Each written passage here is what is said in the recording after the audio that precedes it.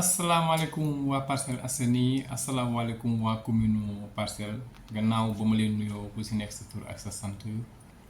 di la jox sa wàccuwaay ni mu gën a rafetee permettez-moi de me présenter man la monsieur Dicko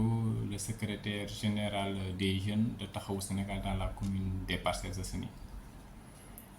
Waaw, je tenais juste à revenir sur certains événements qui se sont déroulés cette semaine dans la commune des Parcelles Assainies.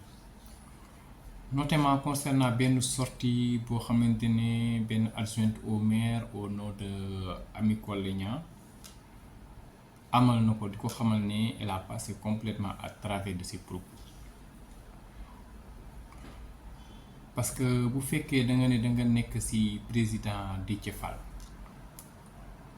nekk présidentam des femmes xawma lan ban parti PRP xawma booy amal ay sortie di wax ci sa président Déthié Fall il faut savoir l'honorer parce que mënoo di wax ci président Déthié Fall mu teg la fi dans la commune des Parcelles Assainies ngay wax ci moom naan Déthié Fall alors que sooy wax ci ñeneen di naan leen président tu l'as fait un cogguman mooy koo xamante ne ni dafay nekk ci ginnaaw nit ki di mbubboo nit ki yow noonu nga ko def yow te c'est pas digne de toi et le président Déthié Fall mérite plus que ça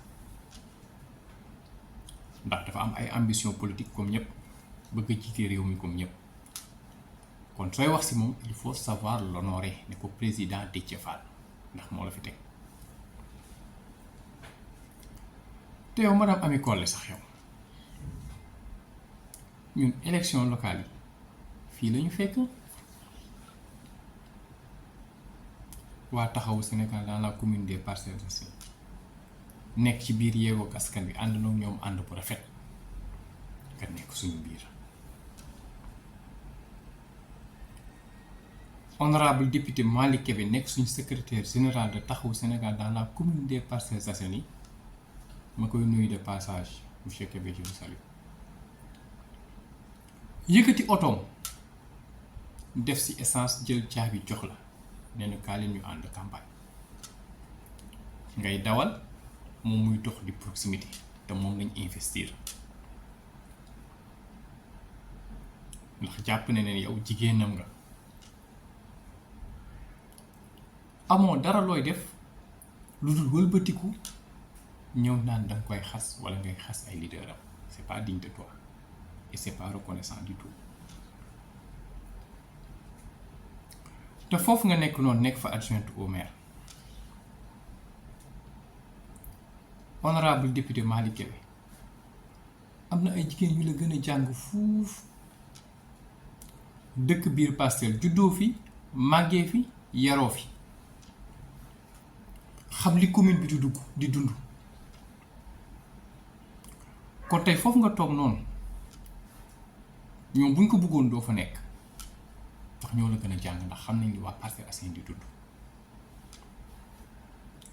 dëkkoo fi unité 21 bi nga nekkoon nawla wuñ la sax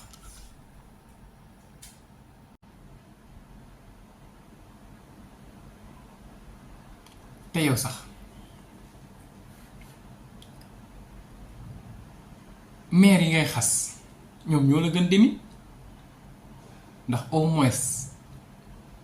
yaa ngi naan bu élection amoon seen jëkkër leen di voter yow ñu tanee la ko yow kenn du la voter malheureusement te yow sax bu fekkee yaa ngi def ay sorties en tant que délégué de santé nga wax ci santé bi walla en tant que chargé de l'hygiène publique nga wax ci hygiène bi unité 21 boobu nga nekkoon ñoom eaux usines ñu ngi leen di bëgg a sonal jàpp unité 24 ak unité 25 xanaa booy wax sax nga wax ci loolu ñu ne kat suñu conseil municipal bii kat mi ngi wax ci loo xamante ne amal na njëriñ waa Parcelles mais tu ne l'as pas fait dangaa jël sa temps di xas ay leader jàpp te waa Parcelles xaaruñu loolu ci yow, dañ dafa fal pour nga liggéey wala nga njëriñ commune bi. tey fi ñu la doon xaaree mooy nga wax ci hygiène publique bi biñ la dénk, wala nga dem yóbbu ko bureau municipal ngeen discuter ci trouver solution. loolu la waa Parcelles di xaar ci yéen, mais pas di xas ay leader jàmbur. kon tey balaa ngay amal sortie la prochaine fois da ngay xool ndax xam niñ la wax liñ la dénk matale nga ko, mën nga ko waaw wala déet. soo ko matalee ba pare nag nga doog a génn ne da ngay xas nit ñi, te waa Parcelles xaaruñu lool ci yow.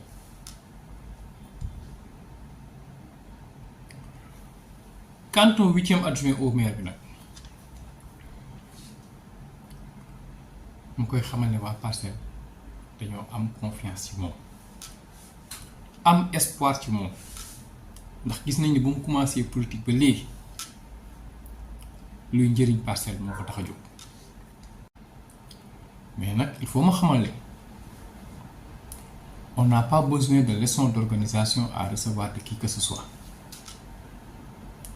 su ñu amee ay leçons d'organisation à recevoir, on l'attend que sur le président Khalifa Ababacar Sall, parce que ñun on respecte la hiérarchie. kon su fekkee yaa ngi émancipé wu di dugg foo xamante ni yow mi sa bopp maîtriser woo pour les religieux de quelques-uns wala pour un joli barbe de quiconque, yaa ngi yàqal sa bopp te yaa ngi déraillé.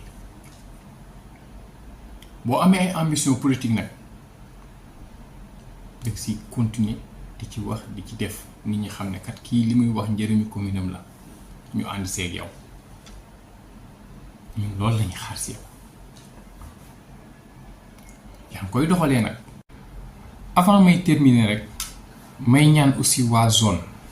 8 bu commune Parcelles Assainies di leen xamal ne nawetaan mi commencé te jeunes yi ñoo yor nawetaan. 80% budget fonctionnement ASC yëpp ci jeunes yi lay jóge, ndax ñoom ñooy jox joueurs yi ndox bu ñëwee entraînement, ñoo leen di jox passe, bu ñu paree ñoom ñoo leen di jëndal regroupement, bu ñu paree bu ñuy dem stade ñoom ñoo leen di gunge. kon il faut au moins ñu def diligence ci billetterie bi, parce que jeunes yi bu ñuy def loolu pour mën a seetaan seen frères yi la. te bu ñu defee loolu noonu ba dara desul lu ñëw stade dugg seetaan gis ne billet bi dafa xaw a lourd ci ñoom, dañu obligé toog taxaw ci buntu stade bi di xaar ndax xam sama mag dugal na wala sama équipe gagné na. te munoo yor ASC yi à 80%, dirigeants yi pratiquement ñu ciy def li ñu mën, mais xale yi pour ñëw seetaan ci seeni ay frères la. il faut au moins ñu def diligence tuuti ci billetterie bi. waaw fu may terminer rek di ñaan le maire Jamil Sané foofu mu nekk, yàlla ko yàlla gaaw jëlee, parce que commune bi soxla nañ ko. commune Parcelles a besoin de lui, amal nañu njëriñ lool. ñu ñaan autorité yi ak képp koo xamante ne mi ngi dëkk biir Parcelles nga def diligence yéem xool noo ko ñaanlee ba mu gaaw dellu si waat si biir commune bi. ñu gërëm ñëpp